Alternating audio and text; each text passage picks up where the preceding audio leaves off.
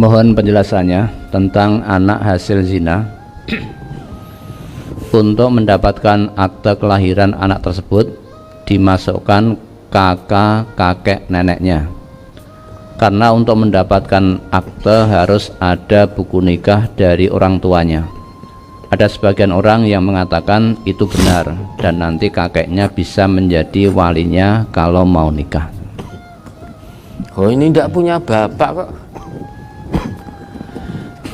ya, bapak ibunya polah, ini tidak punya bapak, cara nasab tidak punya, mergo polah laki-laki dan wanita,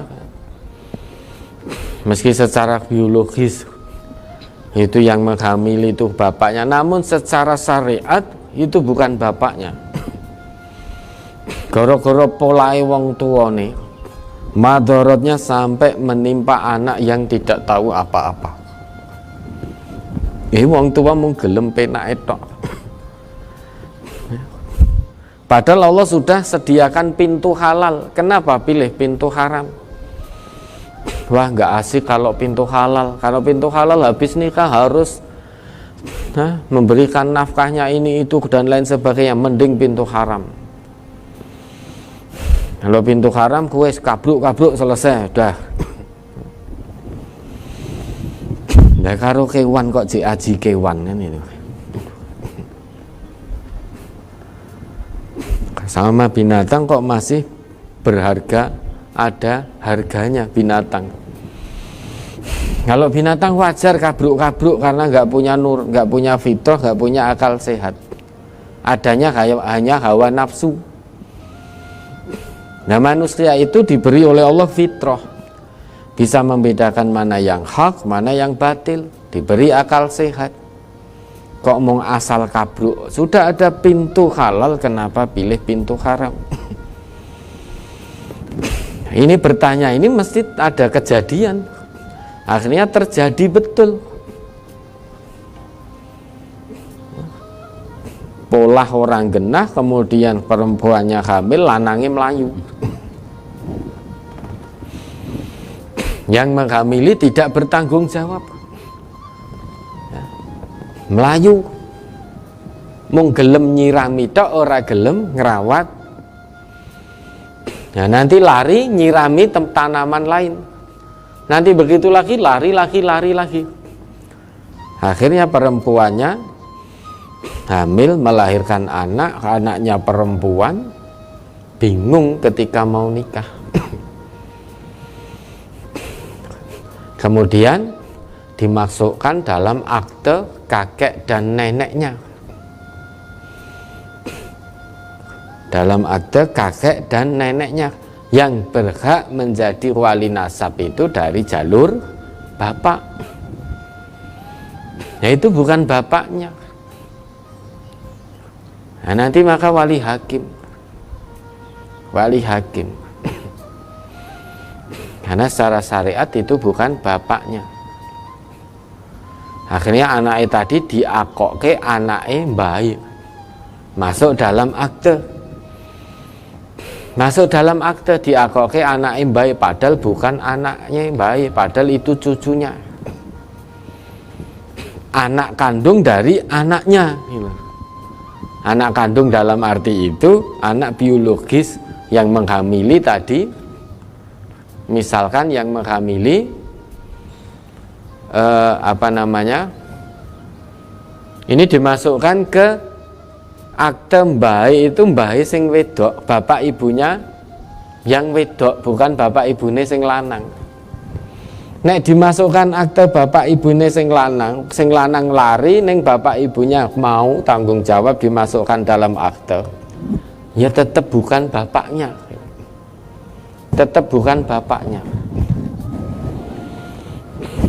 Kemudian dimasukkan dalam akte bapak ibunya, artinya sing wedok tadi. Diakoke anake mbahe. Padahal ibunya ngerti kalau itu bukan anak dari bapak ibunya. Ibunya tahu persis bahwa itu anak dia sendiri. Karena untuk menutup malu, lantas dimasukkan ke dalam akte bapak ibunya. Dan memanggil ibunya mungkin dengan mbak atau apa. Ya dengan mbak, karena ibunya tadi anak baik juga. Maka manggil ibunya mbak. Nah, anaknya dia sendiri memanggil dirinya mbak dan masuk ke dalam akte baik, manggil baik jadi bapak, jadi ibu. Ini bagaimana? Ada unsur kebohongan. Ada unsur kebohongan. Ya sudah, kalau memang mau memasukkan akte itu, katakan terus terang, qulil haqq walau kana murran. Jujur. Kalau kita jujur, Allah akan berikan jalannya. Oh, enggak bisa. Wong ngene-ngene wis mesti mboten saged niku. Kata siapa mesti mboten saged? Kan kata manusia. Kalau kata Allah tidak. Allah itu ya akan senantiasa menolong hambanya yang jujur. Mau memasukkan ke dalam akte baik, katakan sejujurnya. Meski pahit akibatnya yang paling pahit tidak bisa dimasukkan ke dalam akte baik, ya ora apa-apa. Namun kita junjung tinggi kejujuran, karena kita jujur itu adalah perintah Allah, perintah Rasul. Kalau mentaati perintah Allah, perintah Rasul dengan ikhlas, sabar, mujahadah, istiqomah, Allah tidak akan tinggalkan hambanya yang jujur. Allah akan berikan makhraj, berikan jalan keluar. May yattaqillaha yaj'al lahu makhraja. Barang siapa yang bertakwa kepada Allah, Allah akan berikan makhraj. Makhraj di situ masih umum, artinya sesuai kehendak Allah. Apapun, dari manapun solusinya sekehendak Allah. Namun syarat untuk mendapatkan makhraj, solusi dari Allah, harus takwa. Salah satu ciri hamba Allah yang bertakwa adalah jujur. Jujur mengatakan yang sesungguhnya apapun, sepahit apapun akibatnya. Oh lah, ini kalau jujur nanti tidak bisa masuk ke dalam akte baik. Kata siapa? Itu kan kata manusia. Makhluk itu tidak bisa menghalangi kehendak Sang Khalik. Sekuat apapun makhluk tidak bisa menghalangi kehendak Sang Khalik. Siapa tahu makhraj, solusi dari Khalik, dari Allah nanti, hatinya makhluk digerakkan kemudian bisa. Kita tidak tahu, namanya makhraj di situ masih umum, nakiroh sifatnya, masih umum. Kalau kata manusia tidak bisa, ternyata Allah ngendiko bisa. Dengan syarat bertakwa tadi, katakan jujur, jangan bohong. Kalau bohong, hati-hati. Sedangkan kita sebagai umat Nabi Muhammad sudah diwanti-wanti oleh Nabi kita, wa iyyakum wal kadziba. Dan jauhkanlah dirimu dari perbuatan dusta, perbuatan bohong. Mengapa? Fa innal kadziba yahdi ilal fujur. Karena berbuat bohong, berkata dusta, tidak jujur, itu akan membawamu kepada satu kedurhakaan. Ya, durhaka kepada Allah. Kita bicara tidak jujur, bicara bohong, itu sedang durhaka kepada Allah. Mengapa? Karena Allah perintahkan kita untuk berkata jujur. Sedang kita berbohong, berarti kita menentang perintah Allah. Orang yang menentang perintah Allah berarti dia durhaka kepada Allah. Orang yang durhaka yahdi ilan nar, kedurhakaan itu akan menyeret pelakunya pada neraka, membawa pelakunya masuk menuju neraka. Wa ma yazalur rajulu yakdzibu wa yataharral kadziba hatta yuktaba indallahi kadzaban. Meskipun demikian, sudah tahu apa yang menjadi ketetapan Rasulullah, yaitu agar kita jauhkan diri kita dari berbuat bohong. Meski tahu bohong itu satu kedurhakaan, dilarang keras oleh Allah, oleh Rasul. Meski sudah tahu begitu, namun akan selalu ada demi meraih keuntungan-keuntungan duniawi. Akan ada orang yang senantiasa berbohong, bayataharral kadhiba, dan memilih kebohongan, hatta yuktaba indallahi kadzaban, hingga dia dicatat di sisi Allah sebagai pembohong, sebagai pendusta hanya demi mengejar keuntungan duniawi. Maka kulil haq walau kana muran, jangan takut berkata jujur. Memang biasanya orang berkata jujur itu awalnya akibatnya pahit. Namun dia berkata jujur itu karena murni ikhlas mengikuti, bersegera menjalankan seruan Allah, seruan Rasulullah. Meski awalnya pahit, namun akhirnya akan manis, khilwah.